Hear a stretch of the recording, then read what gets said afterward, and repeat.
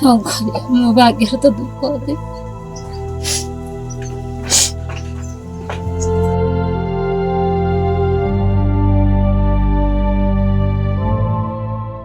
ସୁନାର ସଂସାରରେ ଘୋଟି ଆସିଲା କଳା ବାଦଲ।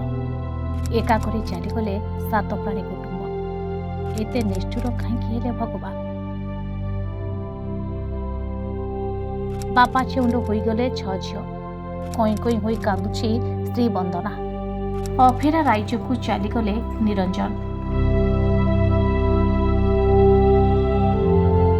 ଘରର ଦ୍ୱାର ମୁହଁରେ ଛିଡ଼ା ହୋଇ ଆଖିରେ ଆଖିଏ ଲୁହକୁ ଚାପି ବନ୍ଦନା କହୁଛି, ହେ ଭଗବାନ, ମୋତେ ଏତେ ଦୁଃଖ କାହିଁକି ଦେଲ? କ'ଣ ଯାହାର ହାତ ଧରି ବିବାହ କରିଥିଲି ଏତେ ଜଲ୍ଦି ମୋ ଠାରୁ ତାଙ୍କୁ ଛଡ଼େଇ ନେଲ? ଭଗବାନ, ମୋତେ ଏତେ ବଡ଼ ଦୁଃଖ କାହିଁକି ଦେଲ? ଏ ଝିଅକୁ ନେଇ ମୁଁ କେମିତି ଚଳିବି? କେଉଁଠୁ ଆଣି ଏମାନଙ୍କ ମୁହଁରେ ଦିନକୁ ଦିଓଳି ଦିମୁଠା ଦାନା ଦେବି? ସେ କଥା ଭାବି ଭାବି ଆଖିରୁ ମୋ ଲୁହ ଶୁଖୁନି। ହଁ ଆଜ୍ଞା, ଏଭଳି ଏକ ପରିବାର ସଂଘର୍ଷମୟ କାହାଣୀ ଦେଖିବାକୁ ଯାଉଛୁ। ଯାଜପୁର ଜିଲ୍ଲା କୋରେଇ ବ୍ଲକ ରଣପୁର ପଞ୍ଚାୟତର ରଣପୁର ଗ୍ରାମର ନିରଞ୍ଜନ ସାହା ପରିବାରର କଥା। ରଣପୁର ଗ୍ରାମର ନିରଞ୍ଜନ ସାହା ଗାଁରେ ମୂଲ ମଜୁରୀ ଏବଂ ଚାଷ କରି ପରିବାର ପ୍ରତିପୋଷଣ କରନ୍ତି। ଗତ ସେପ୍ଟେମ୍ବର ମାସରେ ହଠାତ୍ ତାଙ୍କର ଦେହ ଅସୁସ୍ଥ ହେଲା। ସେ ପ୍ରଥମେ ଯାଜପୁର ଜିଲ୍ଲା ମୁଖ୍ୟ ଚିକିତ୍ସାଳୟରେ ଚିକିତ୍ସା କରାଇଥିଲେ। ଚିକିତ୍ସା ପରେ ଡାକ୍ତର ତାଙ୍କୁ କଟକ ବଡ଼ ମେଡିକାଲକୁ ଦେଖାଇବାକୁ ପରାମର୍ଶ ଦେଇଥିଲେ। ସେଠାରେ ଚିକିତ୍ସା ପରେ ନିରଞ୍ଜନ ରକ୍ତ କର୍କଟ ରୋଗରେ ପୀଡ଼ିତ ଥିବା ଜାଣିବାକୁ ପାଇଥିଲେ। ପରେ ବନ୍ଧୁବାନ୍ଧବ ଏବଂ ପରିବାର ଲୋକଙ୍କ ସହାୟତାରେ ତାଙ୍କୁ ଭୁବନେଶ୍ୱରରେ ଏକ ଘରୋଇ ମେଡିକାଲରେ ଭର୍ତ୍ତି କରାଯାଇଥିଲା। ଶେଷରେ ଚିକିତ୍ସାଧୀନ ଅବସ୍ଥାରେ ନିରଞ୍ଜନଙ୍କର ମୃତ୍ୟୁ ହୋଇଥିଲା। ସ୍ୱାମୀଙ୍କ ମୃତ୍ୟୁ ପରେ ଭାଙ୍ଗି ପଡ଼ିଛନ୍ତି ସ୍ତ୍ରୀ ବନ୍ଦନା। ସାହି ପଡ଼ିଶା ବନ୍ଧୁବାନ୍ଧବଙ୍କ ସହାୟତାରେ ସମ୍ପୂର୍ଣ୍ଣ ହୋଇଛି ଶୁଦ୍ଧି କାର୍ଯ୍ୟ।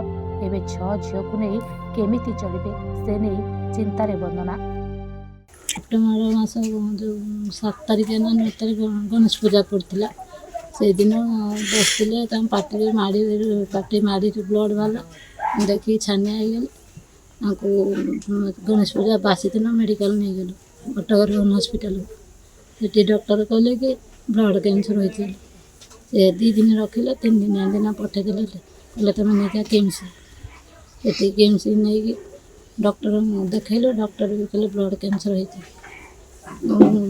ବହୁତ ଟ୍ରିଟମେଣ୍ଟ ପରେ ବି ମୋ ସୁନା ରୂପା ଯାହା ଥିଲା, ଜମିବାଡ଼ି ବି କିଛି ଥିଲା, ତାକୁ ବିକି ତାଙ୍କୁ ଯେତେ ଚେଷ୍ଟା କଲେ ବି ଭଲ କରିପାରିଲିନି। ଆଉ 6ଟି ଝିଅ ଛୁଆ। ସରକାର ଯଦି କିଛି ସହଯୋଗ କରିବେ କି କେଉଁଠି ରଖିଦେବେ, ତାହେଲେ ମୁଁ ଛୁଆକୁ ନେଇକି ଭବିଷ୍ୟତ ଦେଖିପାରିବି କି ତାଙ୍କୁ ରଖିପାରିବି, ଚଳେଇ ପାରିବି। ଏବେ କେମିତି କ'ଣ ଚଳୁଛନ୍ତି? ସେମିତି ଦୁଃଖ ସୁଖ ଯୋଉଠି ଯେମିତି ଦେଲେ ସାହିରେ ବି ଦିଅନ୍ତି, ଯାଚୁ ଆଣିକି ଦିଅନ୍ତି। ଅନାଥ ଛୁଆ ବୋଲି ଛୁଆଙ୍କୁ ଧରିକି ଚଳୁଛୁ। କ'ଣ କରିବା, ମୋ ଭାଗ୍ୟରେ ତ ଦୁଃଖ ଅଛି। ସରକାରଙ୍କୁ ଅନୁରୋଧ କରୁଛି କି ମୋତେ କୌଣସି ସ୍ୱେଚ୍ଛାସେବୀ ସାହାଯ୍ୟ ଦେଲେ କି ହାତ ବଢ଼େଇଲେ ମୋ ଛୁଆଙ୍କୁ ମୁଁ ତାଙ୍କ ଭବିଷ୍ୟତ ଦେଖିପାରିବି। ନିରଞ୍ଜନ ଥିଲେ ପରିବାରର ଏକମାତ୍ର ରୋଜଗାରକ୍ଷମ ବ୍ୟକ୍ତି। ଯାହା ରୋଜଗାର କରୁଥିଲେ ସେଥିରେ ତାଙ୍କ ସ୍ତ୍ରୀ ଏବଂ 6 ଝିଅକୁ ନେଇ 8 ପ୍ରାଣୀ କୁଟୁମ୍ବ ଦୁଃଖ କଷ୍ଟରେ ଚଳି ଯାଉଥିଲେ। ଏହାରି ମଧ୍ୟରେ ପିଲାଙ୍କ ପାଠପଢ଼ା, ଟ୍ୟୁସନ ଖର୍ଚ୍ଚ ମଧ୍ୟ ତୁଲାଉଥିଲେ ନିରଞ୍ଜନ। ହେଲେ ଦୈବ ଦାଉ ସାଜିଲା ପିଲାଙ୍କ ଉପରେ। ଏବେ ପିଲାଙ୍କର ପାଠ ପଢ଼ିବାକୁ ବହୁତ ଇଚ୍ଛା, ହେଲେ ଟ୍ୟୁସନ ଫି ଏବଂ ଅନ୍ୟାନ୍ୟ ପଢ଼ା ଖର୍ଚ୍ଚ ପାଇଁ ଅର୍ଥ ନାହିଁ। ଯେଉଁଠି ଦିଓଳି ଦିମୁଠା ପେଟକୁ ଦାନା ମିଳିବା କଷ୍ଟକର ହୋଇପଡ଼ୁଛି, ସେଠି ପାଠ ପଢ଼ିବା ବା କେମିତି?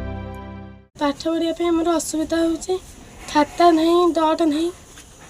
ସାହିରେ ଯିଏ ଦେଉଛନ୍ତି ଆମେ ଚଳୁଛୁ। ଖାଇବାକୁ ସରକାରଙ୍କୁ ସଚେତନ କରନ୍ତୁ। ତାପରେ ପରିବାର ବିଷୟରେ ଆମ ପ୍ରତିନିଧି କୋରେଇ ବିଡିଓ ଅବନୀକାନ୍ତ ସାହୁଙ୍କ ପ୍ରତିକ୍ରିୟା ଲୋଡ଼ିଥିଲେ। କୋରେଇ ବିଡିଓ ପ୍ରତିଶ୍ରୁତି ଦେଇଛନ୍ତି ଜିଲ୍ଲାପାଳ ଏବଂ ଶିଶୁ ସୁରକ୍ଷା ଅଧିକାରୀଙ୍କ ସହ ଆଲୋଚନା କରି ଯଥାଶୀଘ୍ର ସେ ପରିବାରକୁ ସରକାରଙ୍କ ପକ୍ଷରୁ ସହାୟତା ଯୋଗାଇ ଦେବାକୁ। କହିବି ଏଇ ଯେଉଁ ପରିବାର ଅଛନ୍ତି ରଣପୁରରେ, ସେ ଅତି ଦୟନୀୟ ଅବସ୍ଥାରେ ଅଛନ୍ତି 6 ଝିଅଙ୍କୁ ଚଳେଇବା ପାଇଁ। ଏ ବିଷୟରେ ଆପଣ କ'ଣ କହିବେ? ଭେରି ଅନଫର୍ଚୁନେଟ୍ କି ସେ ହରିଶ୍ଚନ୍ଦ୍ର ପଇସାଟା ପାଇନାହାନ୍ତି। ମୁଁ ତାକୁ ଆଜି ଫଲୋ ଅପ୍ କରିଦେଉଛି। ଇମିଡ଼ିଏଟଲି ହରିଶ୍ଚନ୍ଦ୍ର ପେମେଣ୍ଟଟା ଆମେ କରିଦେବୁ। ତା ସାଙ୍ଗରେ ଆମର ଯେଉଁ 6ଟା ପିଲା ଅଛନ୍ତି ତାଙ୍କ ବିଷୟରେ ମୁଁ DCPଙ୍କ ସାଙ୍ଗେ କଥା ହେଉଛି।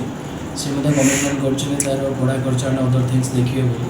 କଲେକ୍ଟର ମ୍ୟାଡ଼ାମଙ୍କୁ ମଧ୍ୟ ଆମେ ଲେଖିବା କିଛି ରେଡ୍ କ୍ରସ୍ CMRF ମଧ୍ୟ ତାକୁ ସାହାଯ୍ୟ କରିବ। ଆଉ ତା'ର ଡେଥ୍ ସାର୍ଟିଫିକେଟ୍ଟା ପାଇଗଲା ପରେ ଆମର ଭତ୍ତା ଆଣ୍ଡ ଅଦର ଥିଙ୍ଗସ୍ ମଧ୍ୟ ବ୍ଲକ୍ ତରଫରୁ ଆମେ ସହଯୋଗ କରିଦେବୁ।